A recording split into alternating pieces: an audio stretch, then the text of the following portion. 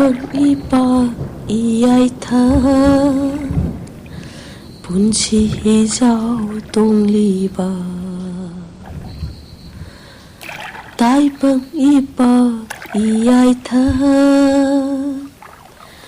Punchi hijaw tong liba Nauril di kadai hon ba Nauril di kadai hon ba Ithak ipop na hawane Miwagi nungsid na kan bane Nauril yaw dahi hon ba Lambi kang da nahiran ba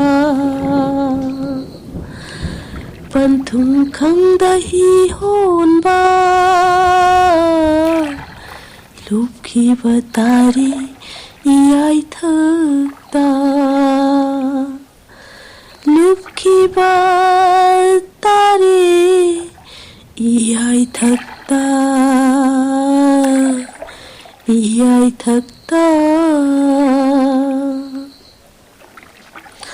Tai bang ipak iyay thakta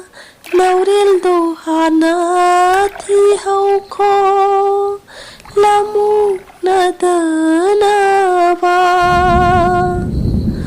Kana layroy na haki Kana layroy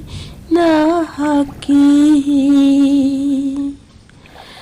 Tai bang ipak iyay thak